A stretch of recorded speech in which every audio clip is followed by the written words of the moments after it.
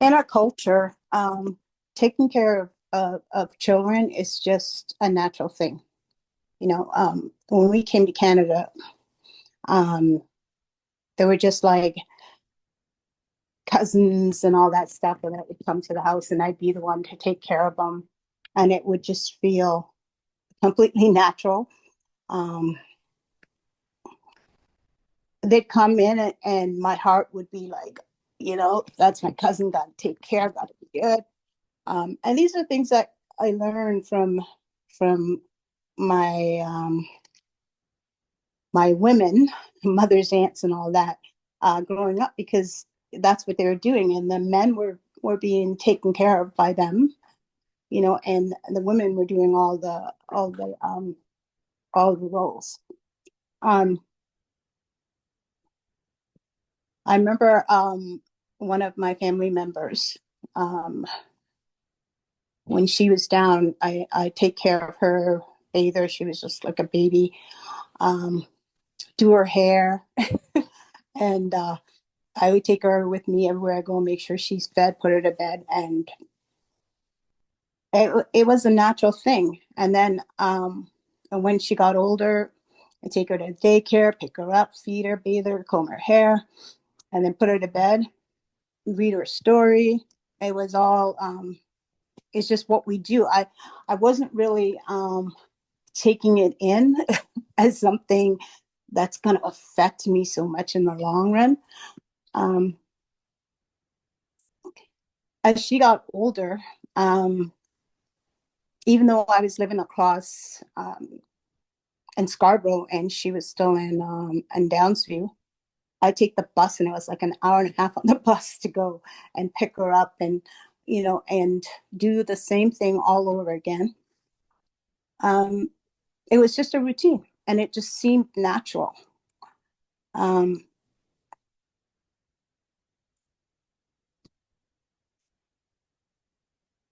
this kind of thing is just for us. Well, I guess for many cultures, it's just like homegrown. It's natural. It slowly ingrains in you as a child.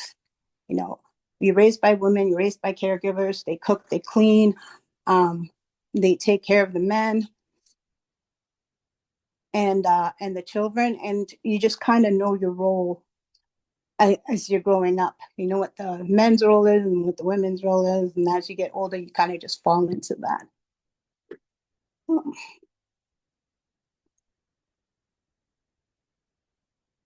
The belief I had, it had me ignoring. Like as I grew up, it was the role that I just fell into naturally, and it just focusing on the kids, not even worrying about what your spouse is doing, was a thing. And it was just like, I don't know how to say, it's just you don't even think of about anything they're doing. They're doing something wrong, and you're like, you're just letting it go. As long as the kids are here and you're taking care of the kids, everything's fine. You're not focusing on the misdeeds of the person that you're married to. You're just working on the kids.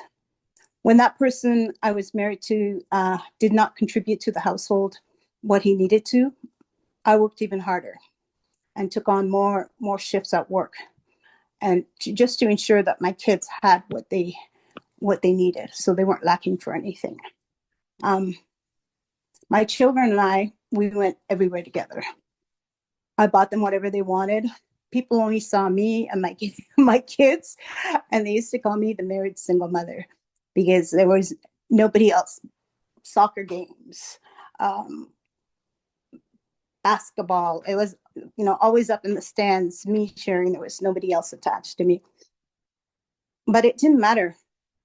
It didn't matter to me that it was always me and my kids.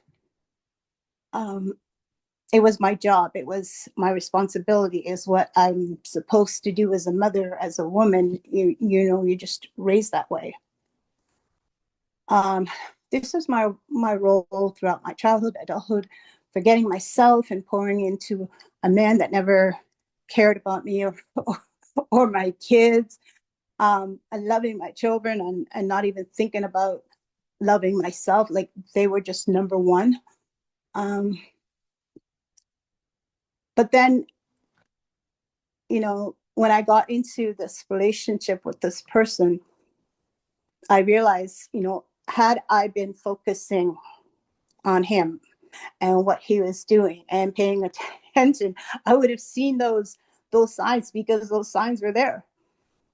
Things happened. I just ignored it and pushed it past because, you know, I wanted a family. I wanted to have my kids, my spouse, and, live in this happy family life that I had in my head. I wanted to write a book once. It was called From Fairy Tales to Reality.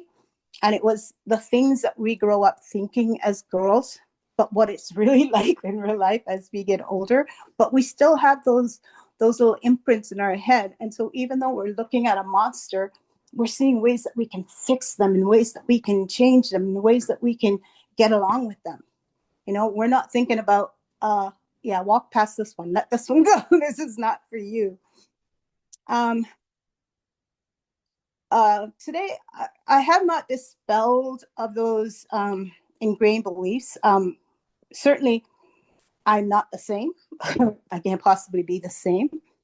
But what I realize is that, like, I matter, and I need to think about. Oops! I need to think about me. I need to think about myself. Yeah, it's okay. You have children. You take care of them, but you also have to focus with everything else around you. It can't be just that. And when you understand that if this person is not right for you, they're not right for your kids.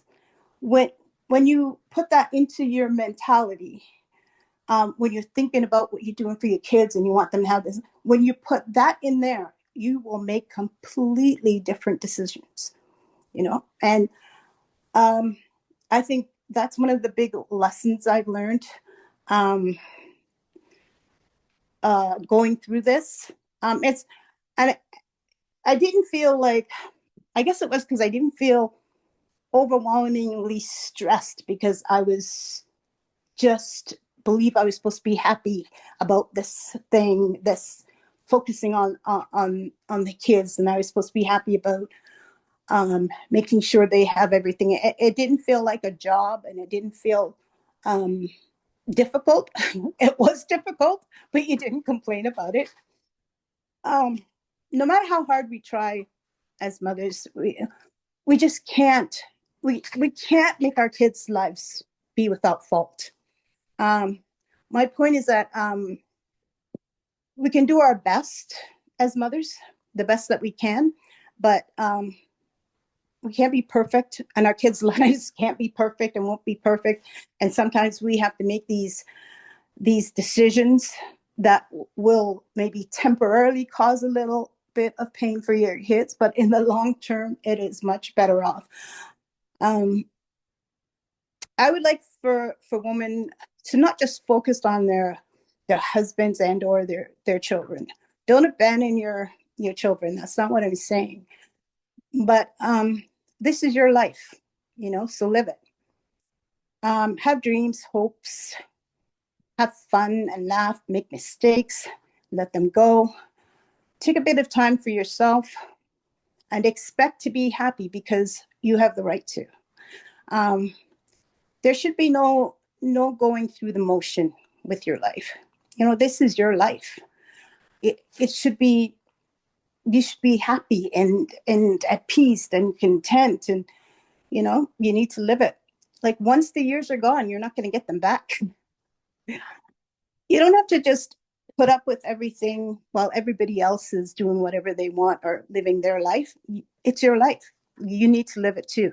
And I think that's one of the lessons I've learned, and why today everything in my life has changed into a different direction.